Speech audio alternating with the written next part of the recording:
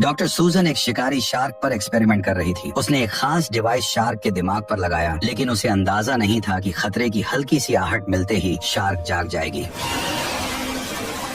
किस्मत से शार्क दोबारा बेहोश हो गई। मौका मिलते ही सूजन ने उसके सिर पर डिवाइस फिट किया और इमेजिंग सिस्टम की मदद से लगभग 10 मीटर लंबी सुई उसके ब्रेन में उतार दी। बेहोश होने के बावजूद शार्क तेज दर्द महसूस कर रही थी, लेकिन आखिरकार सूजन ने उसके दिमाग से 4.5 मोल प्रोटीन निकाल लिया। उस प्रोटीन को अल्जाइमर पेशेंट की डैमेज ब्रेन सेल्स के साथ मिक्स किया गया। अब सभी लोग स्क्रीन पर नजरें टिकाए रिजल्ट का इंतजार कर रहे थे, क्योंकि अगर यह एक्सपेरिमेंट सफल हो जाता तो लाखों मरीजों को नई जिंदगी और टीम को एक मोटा मुनाफा मिल सकता था। जैसे ही प्रोटीन और ब्रेन सेल्स के बीच रिएक्शन हुआ, डैमेज हो चुकी सेल्स दोबारा जिंदा होने लगी। इस रिजल्ट ने यह साबित कर दिया कि उनका एक्सपेरिमेंट सफल रहा। सफलता की खुशी में एक साइंटिस्ट ने तुरंत सिगरेट जला ली, लेकिन जैसे ही वह बेफिक्र होकर शार्क के पास गया, तभी सिगरेट की स्मेल मिलते ही शार्क अचानक जाग गई और एक ही झटके में उस पर हमला कर दिया।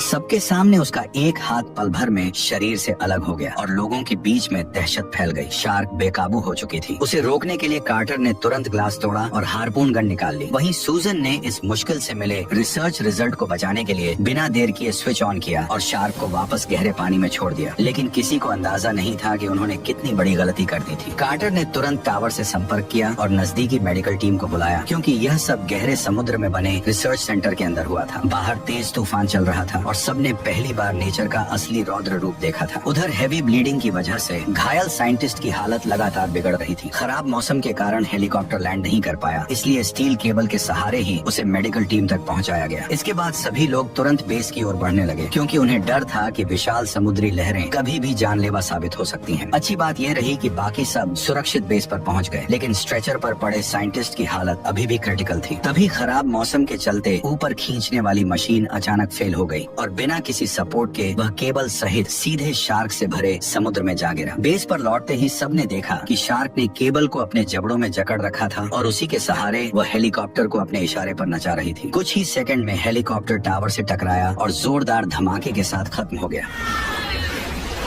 ब्लास्ट इतना पावरफुल था कि बेस के कई हिस्सों में आग फैल गई। साथ ही उनका पूरा सर्वेलेंस और कम्युनिकेशन सिस्टम भी डाउन हो गया। जब सबका ध्यान कंट्रोल पैनल पर था, तभी रसल ने देखा कि पास से कुछ तेजी से उनकी तरफ बढ़ रहा है। अगले ही पल उसे समझ आया कि वही शार्क उनके घायल साथी को मुंह में दबाए सीधे ग्लास वॉल की तरफ आ रही थी। पास पहुंचते ही उसने उस आदमी को पूरी ताकत से कांच पर दे मारा और अगले ही सेकंड ग्लास में दरारें पड़ गईं। मरते हुए साथी और टूटते कांच को देखकर सबके अंदर डर और गहरा हो गया। वे वहां से हटने ही वाले थे कि अचानक एक और हादसा हो गया।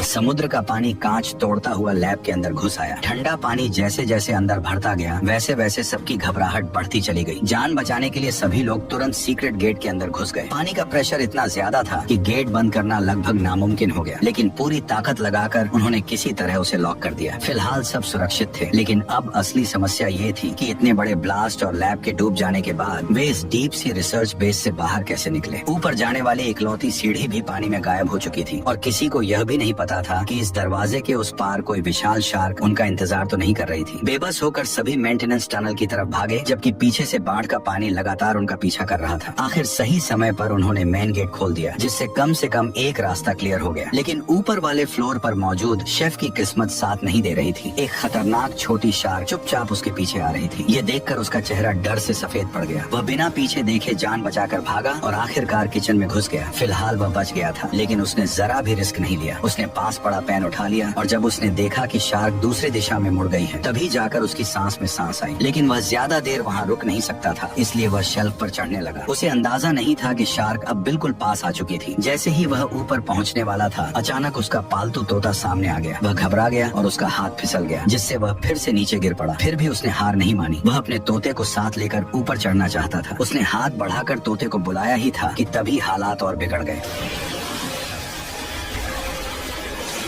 शार्क ने शेल्फ पर जोरदार टक्कर मारी और शेफ सीधे पानी में जा गिरा। इस जानलेवा पल में उसे पास ही एक ओवन दिखा। जान बचाने के लिए वह तेजी से उसकी तरफ तैरा और शार्क के पहुंचने से ठीक पहले उसके अंदर घुस गया। लेकिन खतरा अभी खत्म नहीं हुआ था। शार्क की टक्कर से ओवन अचानक ऑन हो गया और अंदर मौजूद आग पकड़ने वाली गैस चारों ओर फैल गई। बचने के लिए उसने कुल्हाड़ी से ऊपर की तरफ वार करना शुरू किया। जैसे ही छेद बना वह तुरंत ओवन के ऊपर चढ़ गया और सीधे शार्क के पीछे कूद पड़ा। आहट मिलते ही शार्क भी उसके पीछे मुड़ गई। तभी शेफ ने लाइटर निकाला और उसे ओवन की तरफ फेंक दिया। अगले ही पल जोरदार धमाका हुआ और शार्क वहीं खत्म हो गई।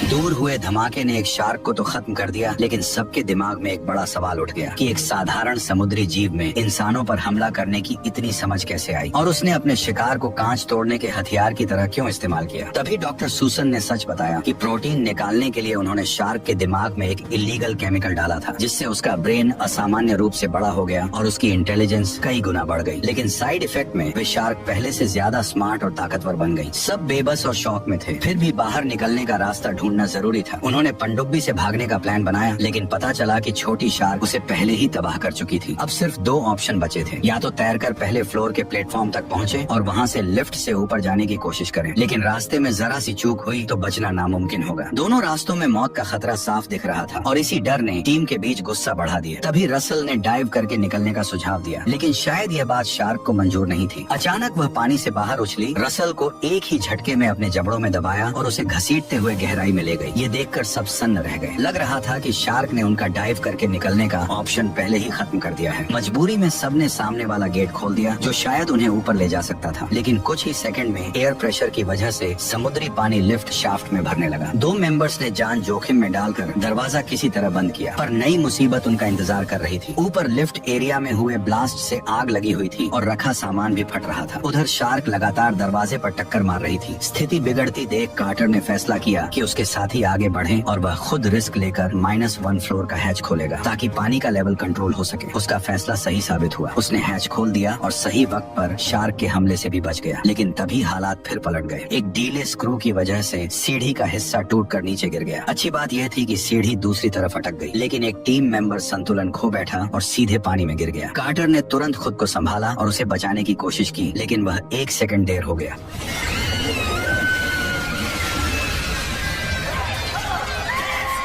सबकी आंखों के सामने शार्क ने उस महिला को झपट लिया। कार्टर ने पूरी ताकत लगा दी, पर शार्क उसे एक ही झटके में गहराई में ले गई। आखिरकार वह ठंडे समुद्र के पानी में गायब हो गई। उस पल सब एक बार फिर गहरे सदमे में डूब गए। सबसे बुरी बात यह थी कि वे अभी भी टॉप फ्लोर से काफी दूर थे। ऊपर से दरवाजों पर पड़ती जोरदार टक्करों की आवाजें आ रही थी। लग रहा था कि शार्क पहले ही ऊपर पहुंच चुकी थी। सबके चेहरों पर साफ डर दिख रहा था। तभी वहाँ शेफ पहुंचा। उसने तुरंत कपड़ों की रस्सी फेंक कर उन्हें डूबने से पहले ऊपर खींच लिया। अब सब तेजी से आगे बढ़ने लगे। आगे एक पंप सिस्टम था जिसे जनरेटर से चालू कर पानी बाहर निकाला जा सकता था। टीम तुरंत कंट्रोल रूम की तरफ दौड़ी और किसी तरह जनरेटर स्टार्ट करने में कामयाब हो गई, लेकिन जैसे ही वे बाहर निकलने वाले थे हालात फिर बिगड़ गए। शार्क ने अचानक पीछे से हमला कर दिया। उसने कार्टर के दोस्त को बेरहमी से चीर डाला। ये देखकर कार्टर तुरंत मेन गेट की ओर तैर गया, लेकिन इससे पहले कि शार्क उसे भी अपना शिकार बनाती, गेट खुल गया और उसी वक्त शेफ भी वहाँ पहुँच गया। जब सबकी जान दांव पर लगी थी तब सूजन फिर एक बड़ी गलती कर बैठी। उसे लगा कि टीम की इतनी मेहनत और कुर्बानी बेकार नहीं जानी चाहिए, इसलिए वह अकेले ही अपने कमरे में रिसर्च डेटा लेने चली गई। उसने चाबी से लॉकर खोला और थोड़ी तलाश के बाद जरूरी सैंपल निकाल लिया। इसी दौरान उसे पीछे से पानी चीरती हुई एक शार्क नजर ही नहीं आई। अच्छी बात यह थी कि वह सिर्फ एक रिसर्च मॉडल निकला, लेकिन अगले ही पल पानी की सतह पर कुछ और उभरा और इस बार वह नकली रिसर्च मॉडल नहीं बल्कि असली शार्क थी। उसने आते ही सूजन पर हमला कर दिया। भागने का कोई रास्ता नहीं बचा था। मजबूरी में वह पहले शेल्फ पर चढ़ी और खुद को संभालने की कोशिश की। हड़बड़ी में उसकी कीमती रिसर्च फाइलें पानी में गिर गईं। वह 2 सेकंड रुककर फिर उन्हें उठाने के लिए नीचे झुक गई। तभी शार्क फिर से उसकी तरफ बढ़ने लगे। अब उसके सिर पर मौत मंडरा रही थी। तभी उसकी नजर ऊपर जलते बल्ब पर पड़ी और उसके दिमाग में एक खतरनाक आइडिया आया। उसने सोचा कि हाई वोल्टेज करंट शार्क को मार सकता है। उसने तुरंत वायर निकाला और अगला हमला होने का इंतजार करने लगी। जैसे ही शार्क उस पर झपटी, उसने बिजली वाला तार सीधे उसके मुंह में घुसा दिया। तेज झटकों के बीच वह दूसरी शार्क भी तड़प कर मर गई। डूब चुके रिसर्च डेटा को देखकर उसे पछतावा हुआ। उसे समझ आया कि शुरुआत में शार्क को छोड़ना उसकी सबसे बड़ी गलती थी, लेकिन अब सोचने का वक्त नहीं था। इसके बाद तीनों फिर आमने सामने आए, लेकिन शार्क के हमले ने कार्टर और सूजन का सीधा बाहर निकलने का प्लान फेल कर दिया। अब बचने का एक ही रास्ता था, जो था इमरजेंसी एग्जिट। लेकिन दरवाजा खोलते ही पानी तेजी से अंदर आता, इसलिए उन्होंने फायर एक्सटिंग्विशर तैयार रखा ताकि प्रेशर बैलेंस किया जा सके। फिर उन्होंने जानबूझकर कमरे में पानी भरने दिया। जब पानी सिर के ऊपर तक पहुंच गया तब उन्होंने हैच खोल दिया। बाहर निकलते ही तीनों ने फायर एक्सटिंग्विशर ऑन कर दिए। बुलबुलों की आड़ में शार्क कंफ्यूज हो गई और उनकी यह ट्रिक काम कर गई। तीनों आखिरकार सतह पर पहुंच गए, लेकिन तभी एक और हमला हुआ। शार्क ने अचानक शेफ को दबोच लिया और उसे कई मीटर दूर घसीट ले गई।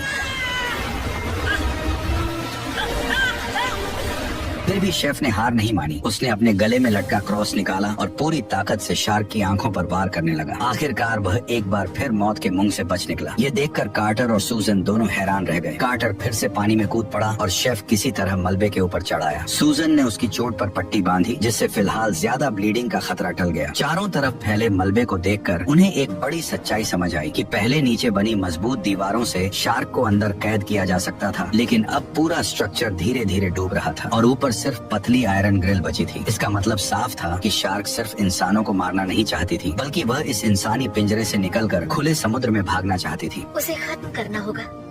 तुमने पहली बार कोई अक्ल की बात की। दोनों ने तुरंत एक्शन लिया। उन्होंने सारे सिग्नल फ्लेयर्स से बारूद निकालकर उसे एक हारपून में भर दिया। प्लान साफ था। जैसे ही हारपून सही निशाने पर लगता, वे उसके वायर को बैटरी से जोड़ देते और जोरदार करंट से शार्क को उड़ा देते। लेकिन उसी वक्त शार्क का पूरा फोकस दरवाजा तोड़ने पर था। उसने कार्टर को ठीक से निशाना लगाने का मौका ही नहीं दिया। जब शार्क ऊपर नहीं आई तो सूजन ने एक टूटी हुई मशीन के तेज मलबे से अपनी हथेली काट ली और सीधे पानी में कूद गई। असल में वह खुद को चारे की तरह इस्तेमाल कर रही थी। रूल्स सबसे पहले उसी ने तोड़े थे। उसी ने केमिकल से शार्क का दिमाग बड़ा किया था और उसी ने उसे आजाद छोड़ा था। उसे लगा कि गलती उसकी थी, तो उसे ही सब खत्म करना होगा। खून की गंध मिलते ही शार्क ने दरवाजा तोड़ना छोड़ दिया और पलटकर उसकी तरफ झपट पड़ी। लेकिन चालाक शार्क सतह पर आने से बच रही थी। कार्टर समझ गया कि सूजन का प्लान काम नहीं कर रहा है। वह उसे बचाने के लिए बिना सोचे पानी में कूद पड़ा और फिर वो हुआ जिसे देखने की हिम्मत किसी में नहीं थी।